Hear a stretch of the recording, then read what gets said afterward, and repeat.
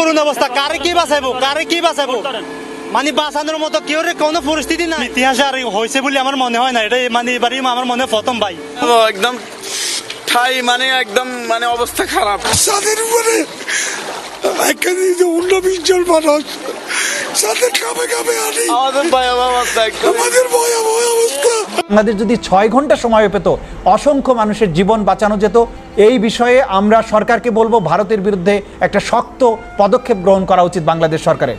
শুধুমাত্র ফেনী নদী নয়, এই মেঘনা অববাহিকায় যে মেঘনা রিভার সিস্টেম, এটার উজানের 26টি যে নদী আছে তার 12টিতেই ভারত বাদ দিয়েছে এবং আজকে যখন বিপদ হয়েছে, পানি বেড়ে গেছে, তখন সবগুলো বাদ তারা ছেড়ে দিয়েছে। এইটা একটা মানুষ হত্যার মতো একটা অপরাধ আমরা মনে করি। এই বিষয়টাকে আন্তর্জাতিক আদালতে, আন্তর্জাতিক ফোরামেও তোলা উচিত। এটা অবশ্যই আমাদের বাংলাদেশের বর্তমান যে সরকার আছে তাদের পক্ষ থেকে এটা করা দরকার। এই মুহূর্তে জনদাবি হচ্ছে মানুষকে বাঁচাতে হবে। এই যে সিস্টেমগুলো নদীগুলোকে ধ্বংস করেছে ভারত, এটার ব্যাপারেও ভারতের সাথে বোঝাপড়ার সময় এসেছে যে আমাদের নদীগুলোকে হত্যা করবে তারা এবং বিপদের সময় এই মরা নদীতে তারা পানি ছেড়ে দিয়ে আমাদেরকে বিপন্ন করবে। রিভার কমিশন আছে, ভারতের সাথে নদী নিয়ে আমাদের বোঝাপড়া অবিলম্বে ক্লিয়ার হওয়া দরকার। যে আগের যে সরকারগুলো ছিল, বিশেষ করে আওয়ামী লীগ সরকার, তাদেরকে কোনো রকমের এই বাংলাদেশের পানির অধিকার, নদীর অধিকার আদায়ের জন্য কোনো ব্যবস্থা তারা গ্রহণ করেনি এবং আমরা মনে করি এটা বন্ধুসুলভ আচরণ তারা করেননি। বন্ধু তো দূরের কথা, একটা মানবিক আচরণ যে রাষ্ট্রের কাছ থেকে পাওয়া উচিত ছিল যে আপনারা জেনে বুঝে এই বাঁধটার পানি যে ছেড়ে দিচ্ছেন, মানুষ যে জীবন যাবে তাদের তো আত্মরক্ষার পর্যন্ত একটা সামান্য সুযোগ আপনারা দিতে পারতেন, নোটিশ দিতে পারতেন, বলতে পারতেন বাংলাদেশ গভর্নমেন্টকে যে আপনাদের কিন্তু আমাদের নিয়ন্ত্রণের বাইরে চলে যাচ্ছে, আপনাদের জনগণকে আপনারা নিরাপদ স্থানে নিয়ে যাওয়ার ব্যবস্থা করেন, আমরা কিন্তু বাঁধ ছেড়ে দিব। দুর্গত অঞ্চল ঘোষণা করে এখানে বাংলাদেশের যতগুলো বাহিনী আছে, সেনাবাহিনী, নৌবাহিনী, বিমান বাহিনী, প্রত্যেককে এখানে নিয়োগ করা উচিত উদ্ধার অভিযানের জন্য। কারণ পরিস্থিতিটা যে পর্যায়ে গিয়েছে, ব্যক্তি পর্যায়ের বা বিভিন্ন দল বা গোষ্ঠী যে মানবিক ত্রাণ অভিযান চালাবে সেই পর্যায়ে পরিস্থিতিটা নেই। এমন বাড়িতে পানি উঠে গেছে, সেকেন্ড ফ্লোর ডুবে গেছে, যেখানে আমি নিজে ভাত খেয়ে আসছি। শহরের মাল্টিমিলিয়নিয়ার ওয়েলদি ফ্যামিলি ফকির হয়ে গেছে। আচ্ছা, ওই বাড়িতে কি মহিলা আছে? এখানে একটা মহিলা, একটা পুরুষ আছে, 3-4 দিন আমরা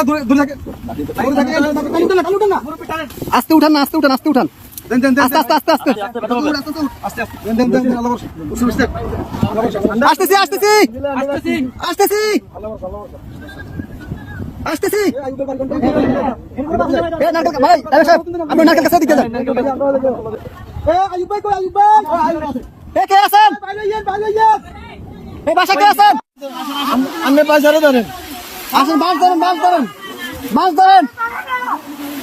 মাছ ধরেন, আস্তে আস্তে আসেন।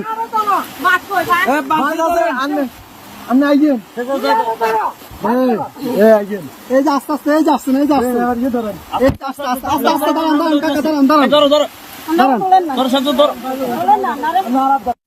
অনেক দূর থেকে আমাদেরকে সিগন্যাল দিতেছে। আমরা আর কেউ আছে? কলম বুড়ো কেউ আছে? মুরব্বী বাচ্চা আছে না? আরে মানুষ কিভাবে বেঁচে আছে? ভিতরে আসা ওরা কাছে ঝুলে রাস্তা জায়গা ঝুলে আছে, এভাবে বেঁচে আছে। বাচ্চা মুরব্বী কি আছে? এইভাবে মানুষ আস্তে আস্তে যান,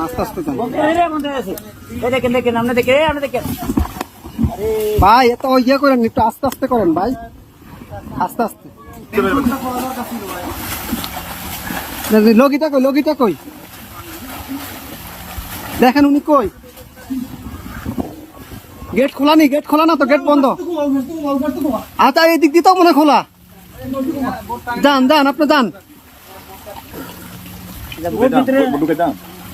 বোট ভিতরে দোকান কেন? উনি বাসায় ঢুকক।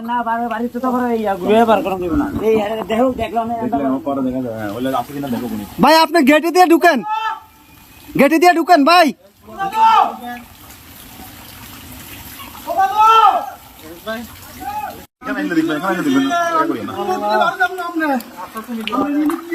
নিয়ে আসেন, ওনাকে নিয়ে আসেন।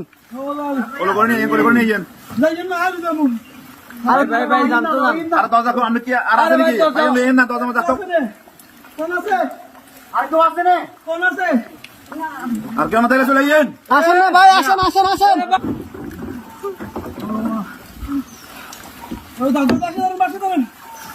দাদু আর বাচ্চা ধরেন,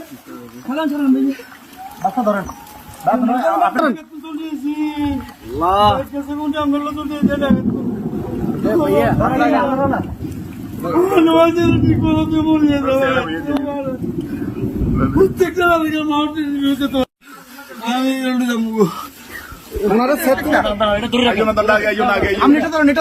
আস্তে আস্তে আস্তে আস্তে আস্তে আস্তে নামেন, আস্তে আস্তে আস্তে আস্তে আস্তে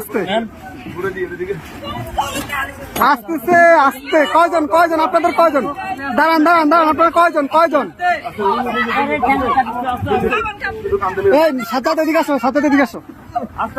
আপনারা কয়জন যাবেন? কয়জন যাবেন? সবাই চলে যাবেন? এই বাড়ি কার? বাড়ি কার? এই বাড়ি কার?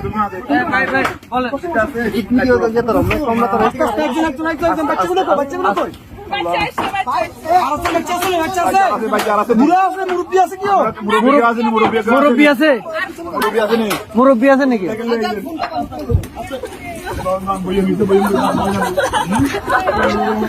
আস্তে আস্তে।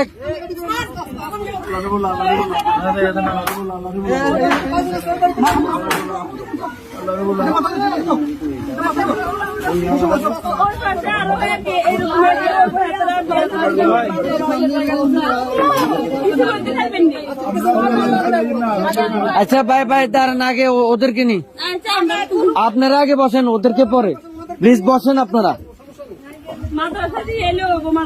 হ্যাঁ আমরা মাদ্রাসা দিয়ে আসবো, সমস্যা। আর কেউ আছে? এই আস্তে আস্তে আপু,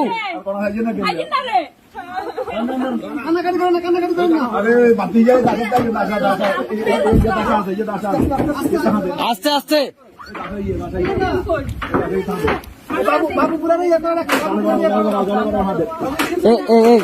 ভাইজান ভাইজান,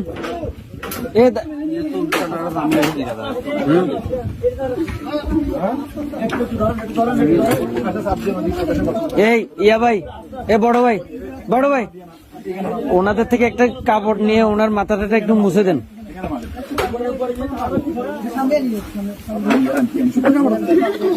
একটু দেন না, কাপড়, শুকনা কাপড়।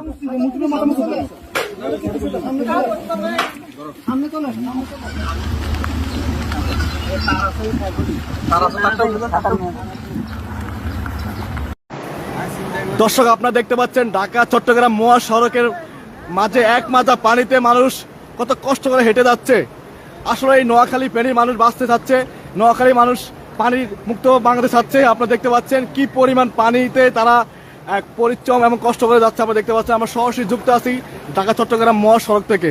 আসলে আমি সকাল থেকে এখানে আছি, আপনারা দেখতে পাচ্ছেন এক মাজা পানিতে তারা কিভাবে কষ্ট করে যাচ্ছে। আসলে এই পানি বন্ধ হচ্ছে না কেন? এখনো পানি বন্ধ হচ্ছে না কেন?